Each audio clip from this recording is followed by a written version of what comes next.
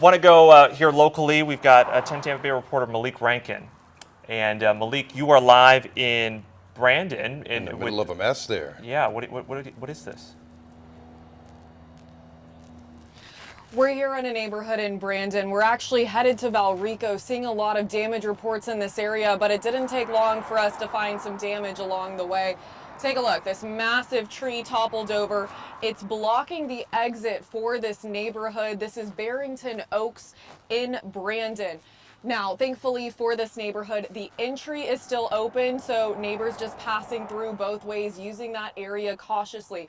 And as I was walking through here, talking to some neighbors in this area, starting to surf for the first time, we're starting to get the sunlight out.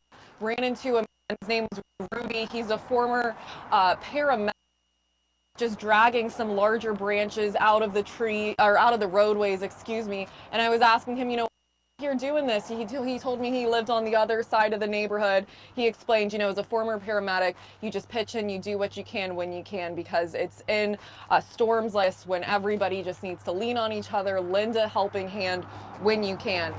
Now we have seen some police officers in the area. I know right now the priority people will be for those emergency routes, and first responders will be able to come out and clear things once they're able. Fortunately for this neighborhood, entry is passable. It's just cars are going to have to be really careful sharing that single lane as they make their way through it. Now we're going to gear up and head on over to Valrico here shortly to see what the damage looks like in that area. I've seen reports of trees falling into homes, down shorelines. We heard from our crews that were reporting last night.